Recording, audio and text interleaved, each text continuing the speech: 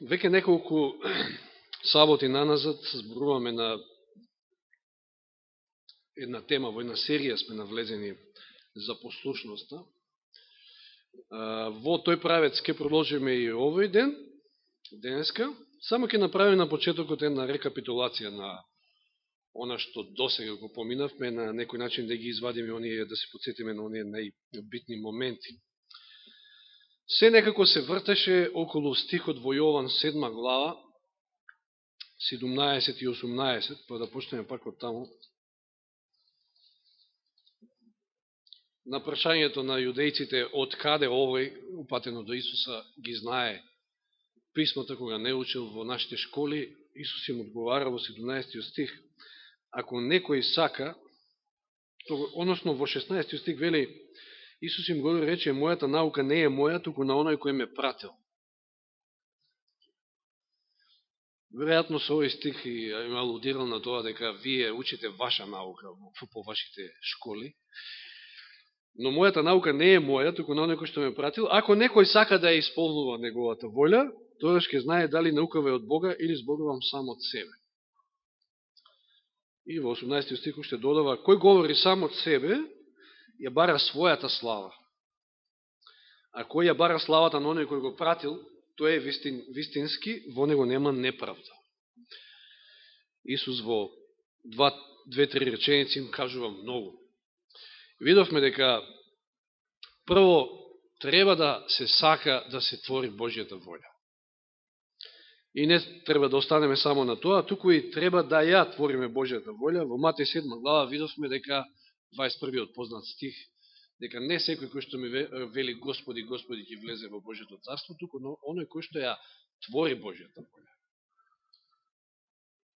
Подолу додава, ако ги, значи кој ги слуша овие мои зборови и ги извршува, тој е како оној, како благоразумен човек кој што изградил куќа на карпа, на цврсто тло, на кое што куќа никакви стихии не можат ништо. А оној кој што ги слуша овие мои зборови, а не ги извршува, тогаш тој е оној кој што изградил куќа на песок, која што од стихиите паѓа, и тоа паѓање е големо, вели таму, големо паѓање. За да ние не паднеме, да тоа паѓање биде тешко и големо, значи треба да сакаме да ја твориме Божјата волја и треба да ја твориме Божјата волја, да бидеме послушни. Уште видовме во Дела апостолски 5:32 дека Светиот Дух им се дава на оние кои што се покорни, односно послушни. Че видите, со што се е врзана послушност? Исто се спомна стихот Откровение 14:12. Во врска со трпението, нели? Меѓутоа и во врска со послушноста. Тука е трпението на светиите, тука се оние кои што ги држат Божите заповеди и ја имаат верата Христова. Сега тука овој стих е интересен затоа што држењето на Божите заповеди, односно послушноста е поврзана со верата, а всушност тоа е едно те исто. Како беше оној пример од која книга беше, дали беше утре пошто на денес или не знам, некоја книга читав дека во некој јазик, номадски јазик на некои африкански народи, еден исти збор бил во нивниот речник и за послушност и за вера. И навистина нема разлика, затоа што ако читате во Евреите 11 глава, ајде само да прочитаме на брзина тука 2 стиха, барем 2 стиха, во Евреите 11 глава, кај што ни се дадени оние великани на верата, се вели дека послушале и како резултат на таа нивна послушност, односно поверувале и послушале, направиле нешто. Во 7 стих од 11 глава Евреите вели, преку вера Ное беше известен за она што уште не се гледаше, а верата е она, значи верување во нешто што не се гледаат. Навистина имал вера, поттикнат од стравопочитување, приготви ковчег на спасение. И тоа го градеше с цели 120 години. Како што преку еден утренски стих се сеќавате, од неодамна беше истакнато. Со секој удирање на чеканот, било сведоштво за присутните. Дека ќе дојде и ќе биде тоа, ќе се исполни Господ тоа што го кажа. Но Ное поверувал и се дал во акција. Вера, послушност. Подолниот стих, во 8 стих, вели, преку вера Аврам послуша, кога беше повикан да излезе на место што требаше да го прими во наследство и излезе не знаеки каде оди. Повторно Аврам тргна да оди во непознато. Нешто што не се гледа, со вера, преку вера излезе и послуша. Направи чекор. Исто дека е многу битна послушност и Откровение 22.14 ни вели дека оние кои што ги држат Божите заповеди ќе имаат право да влезат во градот и да имаат, значи, достапност до дрвото на животот. Исто како еден стих водилка ни беше стихот во Јован тамо 2 глава во случајот со Кана, во свадбата во Кана Галилејска, кога снемало вино и Марија Богородица ќе им каже на присутните на слугите: се направете како што ќе ви каже. И тие го направиле тоа и благословот дошол. Видовме низ таа тема дека благословите се поврзани со послушноста. Благословите на секој аспект нашиот живот. Потоа малку се дружевме со Валаам како карактер и ви реков дека ќе разгледаме повеќе карактери на луѓе, послушковци и непослушковци, така да ги наречам, преку кои што можеме да се поучиме многу. И Валаам ни беше прв, како непослушко, кој што направи како што Господ му рече, односно кажа како што Господ му рече. Не можеше поинаку. Сето тоа беше за поука за него и за околните народи. Тој направи како што му се рече, меѓутоа цело време во срцето сакаше да направи поинаку и на крајот го направи тоа што го бараше, кој што сакаше, сакајки да ја добие онаа неправедна печалба, како што се изразува тамо Петар ли беше, Павлеле. Господ преку него сакаше да постигне, да даде поука и до Валаам, самиот Валаам, кон кого што беше многу милостив, и до околните народи, но и до нас денеска од каде доаѓа благословот. Благословот доаѓа од Господа, ама ако ние сме послушни. И се додека Израел беше послушен, твореше се што Господ ќе му кажеше, тука беа и благословите, и никој вражалец, еве како Валаам или било кој, не можеше да го растори тој благослов. Сакајки да ги проколне, не можеше никако. Секојаш излегуваа благослови, тоа прекрасни зборови, дори месијански зборови од неговата уста. Се до моментот кога Израел, значи Валаам, не откажувајќи се од таа богата награда од царот Моавски, го наведе Израел на греф, на блуд, на служење на идоли и така натаму, и Израел на тој начин го изгуби благословот. Значи, благословот е Господов, но зависи од нашата послушност. И благословот можеме само ние да го изгубиме со нашата непослушност. Потоа го имавме Јоси, минатиот пат, како пример на добар цар, еден од најдобрите, како пример на еден послушен човек, што значи вистинска, безпрекорна послушност. Јоси, за кој што беа кажани зборовите во Втора Цареви, да се подсетиме на овој прекрасен извештај, еден од најубавите извештаи за било кој цар некојаш кажани. Втора Цареви, 23 глава, 25 стих. Втора Цареви, 23-25. Немаше пред него таков цар, кој му се обратил на Господа со сето свое срце, со сета своја душа и со сета своја сила, верен во се на Мојсиевиот закон, а и по него му немаше рамен.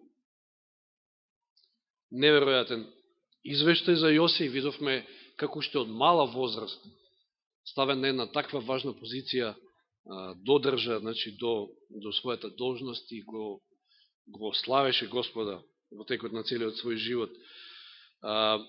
Видовме во случајот со Јосија која е важноста на Словото, че каква реформа направил Јосија и од својот живот и во царството, во кое што царувал, откако бил пронајден оној свиток, изгубен свиток од Мојсиевите закони таму некаде во Домот Божи.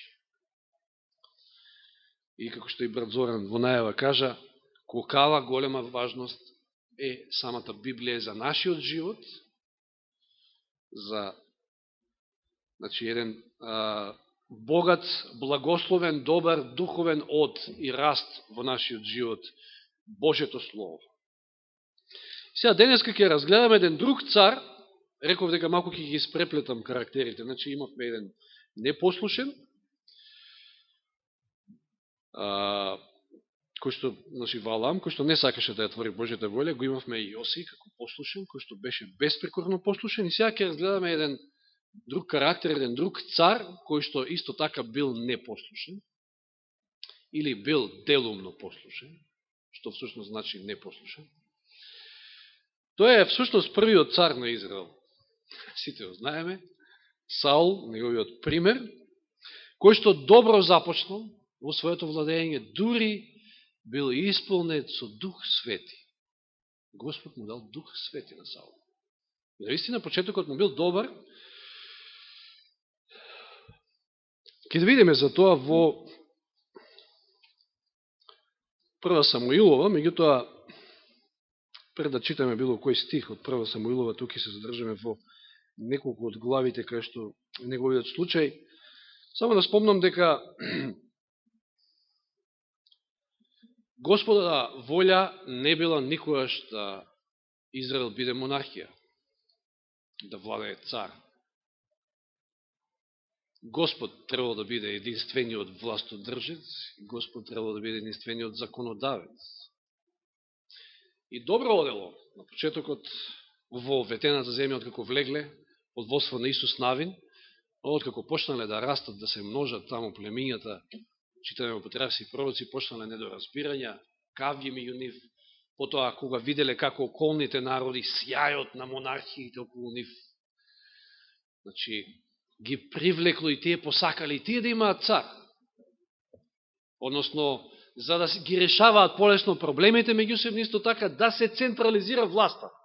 Знаете, секојаш кога вршите централизација на власта, имате проблем кога моќта доаѓа во раците на еден. И тоа на грешник пред се. Никојаш не било волја да Божиот народ го води човек. Секојаш вниманието треба да биде насочено на Господа, Господовиот авторитет највисок од сите. Потоа доаѓа времето на Самуил, кој што бил и пророк, и судија, да и свештеник, три функции, многу битни, кога добро одело повторно. Добро го водел народот, во времето на судиите, но кога остарел и кога дошле неговите синови, неговите синови почнале да бараат мито, почнале неправедно да владеат со луѓето и тогаш повторно се јавила онаа желба кај израелскиот народ да се стави цар, сакаме да бидеме како другите. И Господ, знаете, кога упорно, како Валаам, упорно посакувате нешто, и ќе ви го даде, но сето тоа повторно за ваша поука, за да можете да извлечете некоја лекција од тоа. И, на почеток, пред да навлеземе во оваа историја на Саул, да прочитам само еден дел од Патриарси и пророци, каде што Елен Вајт вели, кога луѓето ќе посакаат да одат по пат што сами си го одбрале, не прашувајќи го Бога за совет, или наспроти неговата откриена волја. Господ им ја открил својата волја дека тој треба да биде врховен владетел и треба да биде теократско општество во Израел, а не монархија. Тие сепак посакале и одбрале нешто што го имале другите народи, нешто по свое. Тој, Бог, често им ја исполнува желбата со цел неизгорчливото искуство што го стекнуваат на тој начин да ја увидат својата лудост и да се покајат за својот греф. И Господ им го возможил тоа. Им дал цар. Се покажало дека човечката гордост и човечката мудрост се опасни водачи. Се што ќе ни посака срцето наспроти Божјата забрана. Знаете, овој дел е многу битен. Се што ќе ни посака срцето наспроти Божјата забрана, сигурно е дека подобро ќе ни служи на што? На благослов? Не, на проклетство, отколку на благослов. Немате благослов таму каде што имате непослушност и одење по свој пат. И сега, Господ им овозможил, рекол, добро, еве изберете цар, одnosno Господ ќе им го избере, бил Саул, значи првиот цар, но повторно со оние негови одредници и прописи. Значи, да, во ред ќе имате цар, но и царот и народот. Ако сакате да имате успех, повторно јас ќе бидам најголемиот авторитет. Тоа јас ним го дал до знаење преку Самуил. Но да тргнеме по ред. Реков на почетокот, Саул тргнал добро. Што се случува? Бил помазан за цар, меѓутоа тоа е почетокот, знаете како ние од социализам па во капитализам. Знаете, почетоци се многу тешки, тука се прават и грешки, како се вели тоа, грешки во чекори и така натаму. Некои од племињата не били задоволни со неговиот избор. Сите си имале некој свој адут, некој свој избор. И се создала една таква атмосфера во која што Саул, еве, зашто кажувам добро почнал, со добар дух, бил исполнет со Дух Свети, ја согледал ситуацијата, се повлекол. Се вратил назад дома и продолжил да се бави со земјоделие и чекал ситуација да едноставно дојде до одраз неговиот авторитет како цар. Односно, Господ создаде на таква ситуација. Значи, не трчал преку ред да стане цар со сила, иако бил одреден веќе.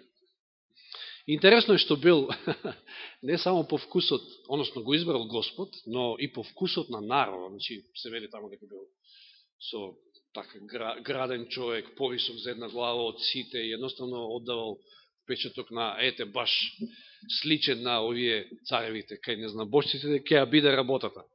Но да се вратиме на ова. Се повлекол се до моментот и проблемот со амонците. Во прва Самуилова во 11 глава гледаме тој случај, со амонците.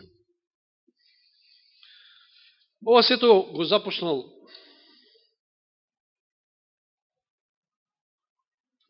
тоа е малку подосна со Јонатан. Амонците почнале да се закануваат. И стига гласот до Саула. И ова негова реакција, ова брза негова реакција, ова негова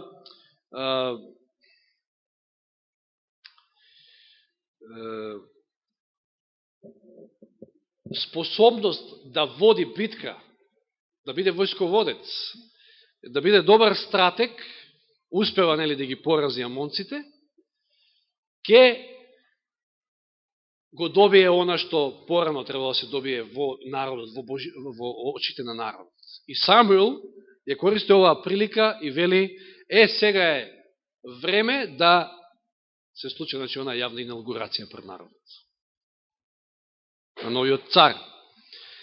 И после битката со амонците, еве зашто велам дека Саул добро започнал. Што се случува? Оние кои што виделе сега кој е Саул, рекле, дајте да ги погубиме оние што се бунеа против неговиот избор на почетокот. Но Саул се побунил против тоа, бил против, читаме во 12 стих, од 11 глава, прва книга Самуилова. Тогаш народ му рече на Самуила, кој е оној што зборуваше за Саул ке царува над нас? Дајте тие луѓе за да ги погубиме. Ама Саул одговори, нека никој не биде погубен во овој ден, зашто денес Господ извојува победа во Израел. Еве кој е главниот Господ. Саул оддава признание на Господа за добиената битка, иако со 300.000 војска тргнал. Тогаш Самуил му рече на народот, ајде во Галгал, таму да го потврдиме царството. Значи, ево беше моментот за почетокот да видиме дека Саул бил со добар дух на почетокот, понизен, кроток, воден од Духот Свети. И при онаа инаугурација Самуил држи еден многу фантастично добар говор во 12 глава. Ги подсетува на моментите од историјата. Како Господ добро ги водел низ битките и како биле благословени кога водачот, кој да бил судија или било кој се подчинувал на Божиот авторитет и на Божиото водство. Но, им дали предупредување, но да ги читаме први стиховите, значи во 12 глава од 13 до 15. И ете ви го сега царот кога го избравте. 12 глава, 13 до 15. Ете, Господ постави цар над вас. Ако се боите од Господа и ако му служите, ако го слушате неговиот глас и не се противите на неговите заповеди, ќе го следите Господа својот Бог, вие и царот кој царува над вас. Ако не го слушате Господовиот глас, ако се противите на неговите заповеди, тогаш Господовата рака ќе се спушти на вас и на вашиот цар, како што беше против вашите татковци. Им дава јасно дознаење како ќе го имаат благословот, повторно со послушност.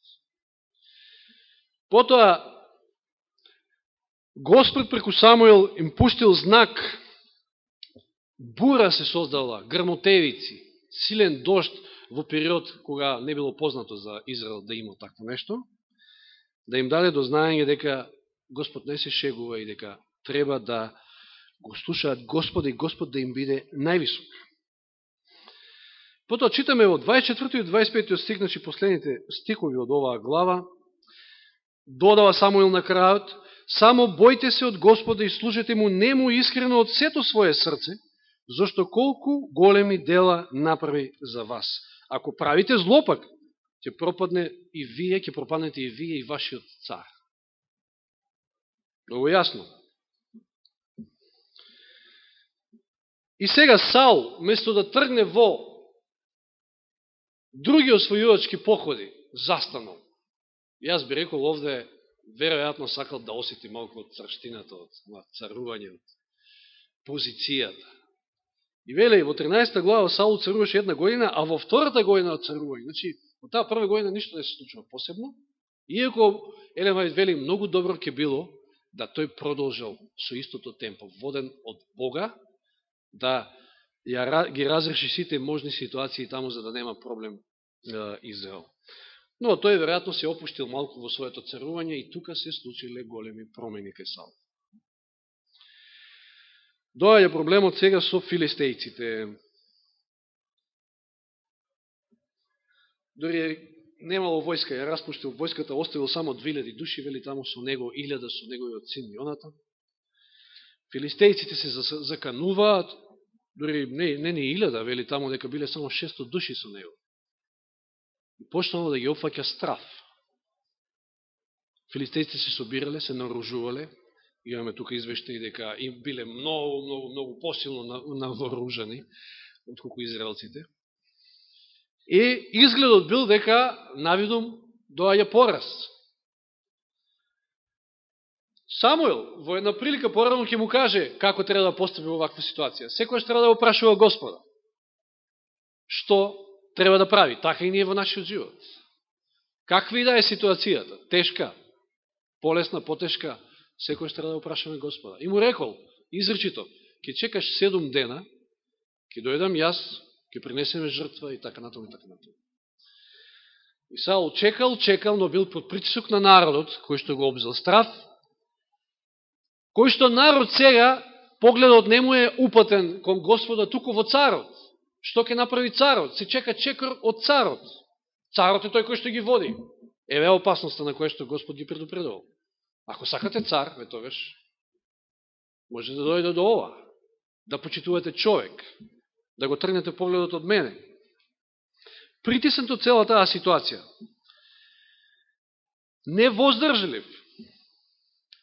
Избрзал. За малку требало да почека, ама не почекал. До крај, во тој 7 ден, тој самиот принел жртва, што никако не смел да го направи, како цар. И во истиот тој ден, читаме во 13 глава, 13-14 стих, доаѓа Самуил и откако слуша, и всушност самиот сватил, видел што се случува, Самуил му рече тогаш на Саул во 13 стих, безумно постапи. Саул, кој што така добро тргнал, сега не чека на Господа. Сега превзема нешто тој самиот во свој раце. Ако ја запазиш заповедта што ти ја даде Господ твојот Бог, Господ би го зацврстил твоето царство над Израел до века. а сега твоето царство нема да се одржи трајно. Господ си побара човек според своето срце и го одреди за кнез над својот народ, зашто ти не го запази тоа што ти го заповеда Господ. Нетрпението негово, веројатно и честа да утре се покажува на него, како на некој кој што е заслужен за нешто. Заради оваа грешка Господ победата над филистејците нема да ја даде во раците на Саул, тој се повлекол после ова, туку неговиот син Јонатан, односно Господ, преку него ќе биде заслужен. Знаете таа ситуација кога Јонатан само со неговиот оруженосец, неговиот момок, ќе ја среди ситуацијата, односно ќе направи таков смут во таборот на филистејците да тие самите себе се испотепаат меѓу себе и дори на крајот Саул ќе тргне со војската и народот охрабрен од целата ситуација, па ќе ги дотолчат, да кажат така. Знаете што се случува во тој ден? Царот Саул издава своја заповед, повторно неразумна заповед, да не јадат ништо војниците. Оти кој ќе јаде, проклетство ќе знае. И тие толку се изумориле, и Јонатан, кој што пак не знае за ова негова заповед, случајно тамо, не случајно, него бил гладен човекот, брцнал тамо со стапол во едно саке со мед, кој што го нашле, патен во шумата и вкусил од медот. И подосна, кога се дознало дека Јонатан го направил тоа, што вели, видете како постапува сега Саул. Бил на чекор да го жртвува, да го убие својот син. Зошто? Само заради својот авторитет. Да го сочува својот царски авторитет. Кога царот ќе каже нешто, то така ќе биде и крај. Иако предходно, кога Господ кажал нешто, а тој не го извршил, не почекал до дадениот момент, се правдал потоа пред Самуила. А овде ќе го жртва и својот син, само заради една глупост. Па како тоа? Во битка, а не смеете да јадете.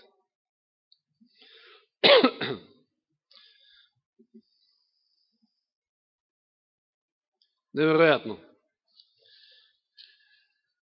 Но Јонатан, со помош на народот, бил спасен неговиот живот во оваа ситуација.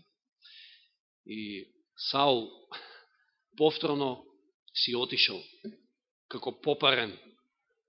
Значи, видите ја разликата. На почетокот вели, Господ ја даде оваа победа, а сега му е криво, зашто тој не е во центар на внимание. Тој како цар повеќе е загрижен за својот авторитет, а не за Божиот. Заборел веќе на Бога. Нетрпелив е, нервозен, се повлекува. Но Господ е милостив, како према Валаам, така и према Саул. Ке му даде уште еден тест.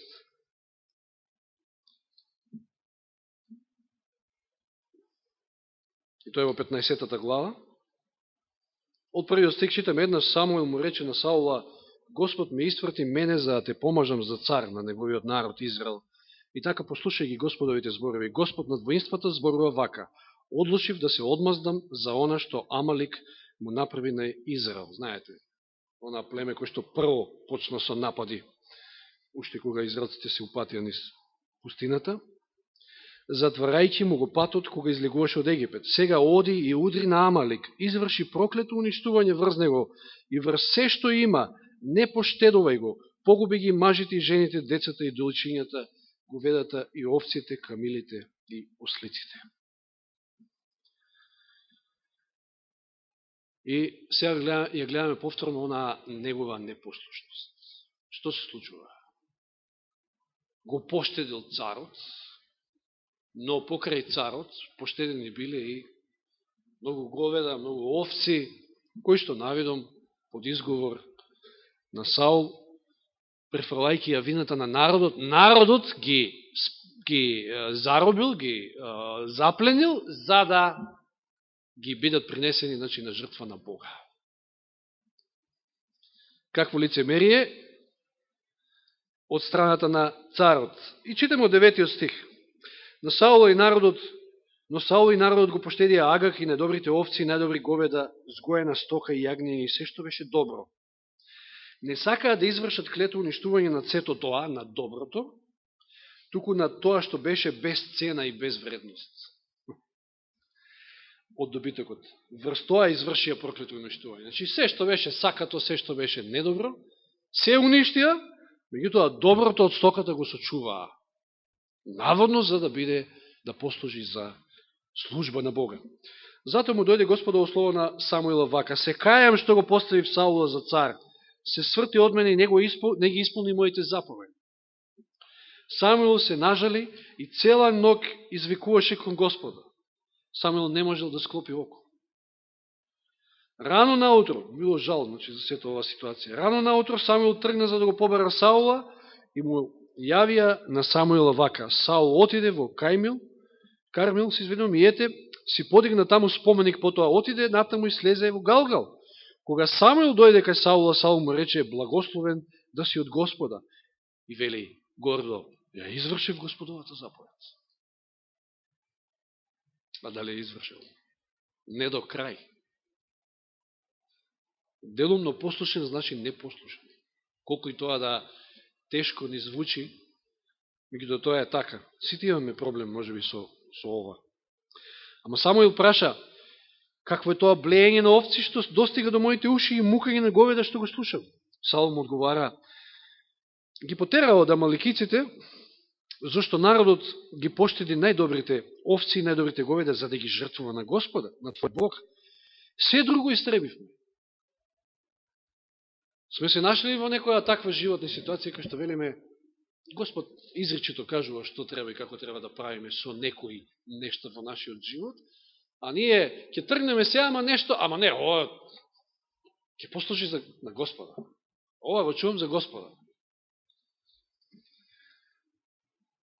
Јас на времето, доека бевме млади, новообратени во Христа, во Свети Николе, значи никогаш не сум играл лото во животот, нити ме привлекувало, никогаш никаква некоја игра на среќа не се сеќавам, барем некој можеби тук-таму ситуации, меѓутоа тогаш имаше една игра 3 по 3, така се викаше, 97 значи.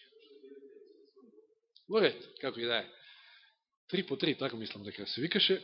И јас почнав да играм еден период и кога кога го запознавме Христа, кога се обративме и овие другиве троица ми викаат: знаеш, не е Божја волја, она ми зборуваат, ми убедуваат, јас не, добијам пари, црква ќе направам. На Господа. Меѓутоа, дали е така кога ќе ги добиеш парите, тоа е веќе друго. Самуил му рече на Саула: застани да ти кажам што ми откри ноќеска Господ. А тој рече: кажи. Овој сигурен дека ја исполни Божјата заповед. Само уверен. Тоа Самуил рече: колку и да си мал во моите очи, сепак стана главатар на израелевите племења. Се сеќавате, од Венјаминовото племе доаѓа Саул, од најмалото. Господ те помаза за цар на Израел. Господ те испрати во воен поход и ти заповеда: оди изврши клетво уништување над се. 19 стих: зошто не го послуша Господовите зборови? Зошто се нафрали на грабеж и го стори она што е зло во Господовите очи? А Саул му одговара на Самуила: јас го послушав Господовиот глас, збор, сушност. Презедов поход каде што ми испрати, го доведов Агак.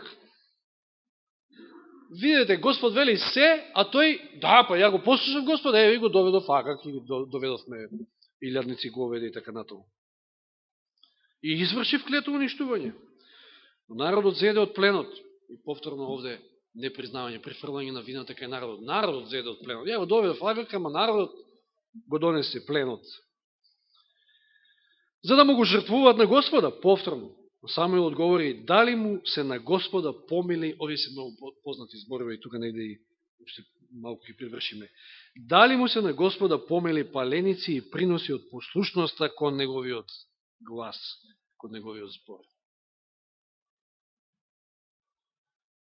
Можеме ние формално да вршиме служба овде и да се, до најмали ситници, како што тоа нели го правиле најсовршено фарисеите. но сепак да не му сме послушни на Господа, со таа форма само да ја покриваме таа своја непослушност, Господ нема да погледне на таквите жртви. Дали му се на Господа помели палениците и приносите од послушноста кон неговиот глас? Знај, послушноста е поскапоцена од најдобрата жртва, покорноста е подобра од овни. И од стада цели. Послушност, покорност. Без тоа нема Дух Свети, нема Божеводство.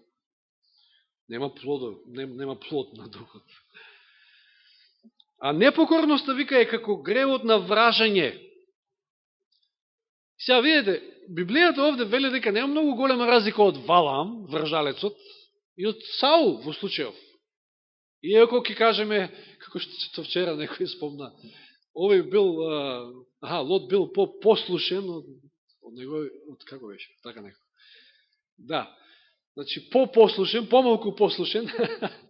Не, и Саул бил по-послушен од Валаам. Далеку по-послушен. Валаам воопшто не сакал да слуша. Валаам сосема сакал, значи, да си оствари својата желба, да дојде до парите, до добивката од царот. Меѓутоа, писмото вели дека непокорноста е како гревот на вражање. Саул сепак бил непокорен, не послушал до крај. Тоа е делумна послушност или непослушност. Самоволието, кој што тој го покажува овде, очигледно, или тврдоглавоста, тврдокорноста, е како злостор со идолите.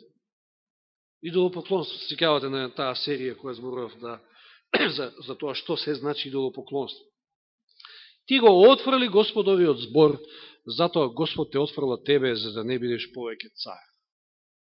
И овде се гледаме една мизерна сцена од Саул. Како трча по Самуила. Да не му избега царството, да не му избега благословот. И дори се покајал, или меѓутоа како се покајал. Не е секој кајање за спасение, нели? 35 стих. Самуил, значи, 3/4 потоа Самуил отиде во Рама, а Саул се врати во својот дом во Сауловата гаваја. И Самуил не го виде веќе Саула до својот смртен ден. Самуил тажеше заради Саула. Ама Господ воздивна, како што воздивна кога? Во 6 глава мислам дека беше прва Мојсеева, што го создаде човекот, пред да го пушти потопот. Воздивна што го постави Саула за цар над Израел. Жалостно. Добро почна, меѓутоа, навистина позицијата многу може да го стави човек во искушение.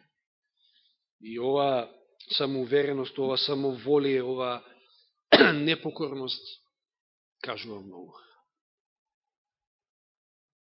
Без покорност, без послушност, ништо не бива. Тоа треба да ни биде јасно. Сите овие случаеви ги спомнуваме, овие карактери ни се поука за нас во животот. Наш највисок авторитет. Не знам на каква позиција да сме. Председател на генерална конференција, да речем. Треба да ни е Божиот авторитет. И се доека сме му послушни нему, се доека живееме според секој слово што доаѓа од неговата уста, се доека постапуваме секако што тој ќе ни каже, тука се успесите, тука се благословите и на приватен план, и општо како на црква, така натаму. Секој од нас треба да се анализира, наистина да се види, да си ги види своите слабости, грешки, мани, карактерни особини, може би кај Саула, може би кај Валаам. Така натаму, сето ова е дадено за наша полука. Нека биде навистина за наша полука, нека Господ не води понатаму од успех во успех, од благослов во благослов, од слава во слава во нашиот живот. Тоа е наша желба и молитва, тоа е и негова желба. Амин.